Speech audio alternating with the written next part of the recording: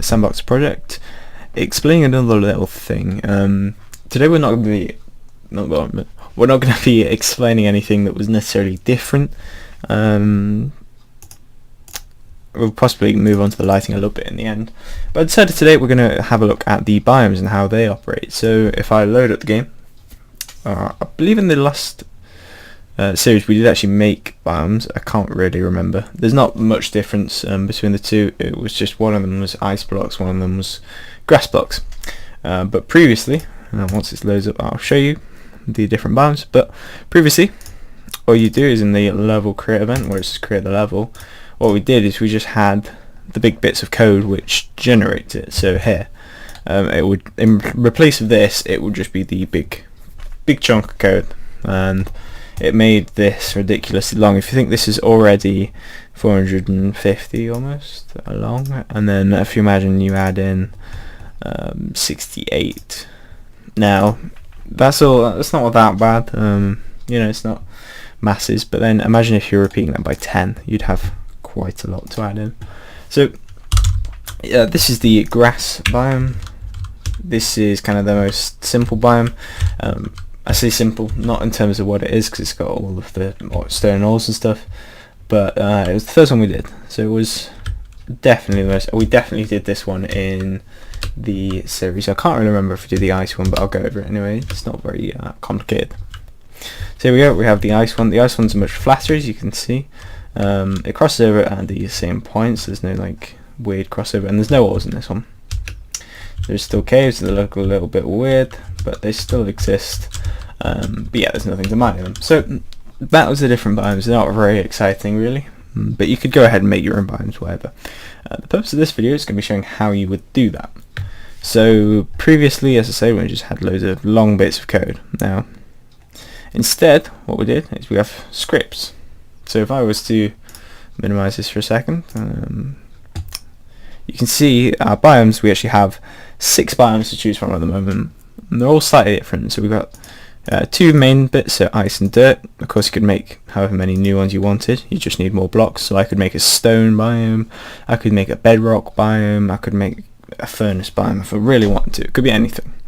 But yeah, let's start with the simplest one, the ones we did first. Dirt flat, I think we did. I can't remember. It's pretty the most simple one. I'm not going to say it's simple because this is kind of complicated.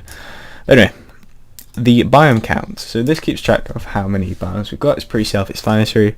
So if we've got 1 biome, then we know that we're just going to use the whole space. If we've got 2, we're going to divide the space into 2 chunks. Now if we go into the level, we do actually set some variables here. So we originally set the global biome size, so that is to how big chunks of biomes we're going to divide this up into. So it's the width times the modifier. So the width is the width of however many tiles can fit in one room, and the modifier is how many tiles we want per biome, effectively. And the count we're originally going to set to 0. So each time we're adding a new biome, this goes up by 1. You can see that the biome modifier is 0.5, which means our biome is half of what would normally fit in a room. Okay, that's all kind of simple. If we go back to the dirt flat, so we've started off, we've got 1. This just keep it in your mind, that keeps track of the amount of biomes. This is just making sure it's in the center, changing direction. This is all the same. There's no great difference here. Now this is the bit where it gets a little bit more complicated. So the first thing this is doing is, because we've incremented the biome count, we need to make the DS grid a bit bigger.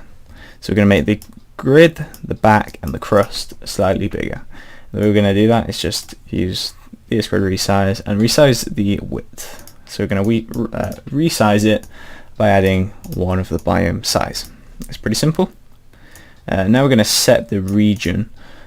So we're, for each one, doing the same thing. So we're basically shifting it along. So we're taking the original X. I think that's, I can't really remember the position of the left. So we're just taking the whole new section that we've made just now, and we're replacing it with air, and then crust is false. Otherwise, defaultly it's set as 0, which wouldn't be a huge problem, but when we go to draw it, it won't know how to draw 0. So that'll be a key thing there. We're then resizing the room. Again, that's kind of self-explanatory, to be honest. This is just hard-coded numbers. And the room height, I mean, technically it's going to stay the same, but if you were to increase the biome by going vertically, this would also change. And then we just go on to the generic kind of stuff. So this is all just generating thing. It's exactly the same.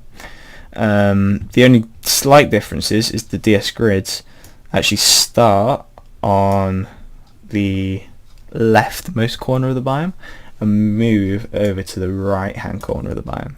So basically this generation process is only occurring for the set distance. I might get paint up actually for this. So imagine we've got our whole grid spans this far, but we're having two different things. Has that changed colour? I don't know. Yeah, it has. I don't know how. But imagine we want two different biomes. So we want to have ice. Well, we'll say our red biome and orange biome, and we'll have our red biome over here. Now, what this generation is doing is it's setting our original X value. Let's say we're doing the red. It's setting our original X value to here, and the distance it's going to is at the end, so it's here. So the generation is going along here, but it's never going into this biome because this biome's already been generated. It knows it's already been generated, so it's only doing it for this section. Okay, that's pretty simple. It does the same for both of them. And then we'll go back to this because this is kind of important. So this is the reset function. Now I don't think I did this in the last videos, and it did cause some issues. So you might have run into these if you'd done it. You kind of got to think this bit is what the original crust generation was. So remember when we went along one at a time methodically, went up or down depending on what our upper level of the dirt is going to be, and then this is just filling in everything underneath that. So imagine this is our crust generation here. What this does is it checks that we're not outside our bounds. So if we're nearing the bottom of the world, then it moves us straight up to 5, which is, again, that's quite a big jump. But the purpose of that is that we should never really dip under to that level. So if it does get that far, we're just going to immediately jump back up to 5, just to stop it from going any further back down. And that's kind of that. And then it just shows a bug message reset, and I'll show you how that works in a second. Otherwise, if it goes up, now this was one that I found more common. And the reason why we've done -3 is because otherwise you can't physically fit through the gap. Then again, it moves it down by 2, so it's not like that's not a huge jump, but that one happens a lot more than this one. Previously what would happen is it would, I can't really show you because I fixed it obviously, but previously what would happen is it would go up and up and up and up, and then it would try and place one in, or one up, which it can't do because it's outside the window. So then that whole bottom bit, because if you remember, this code fills in the bit underneath, so because there isn't a block there, it can't fill in the bit underneath, so it means there's a big long empty column there.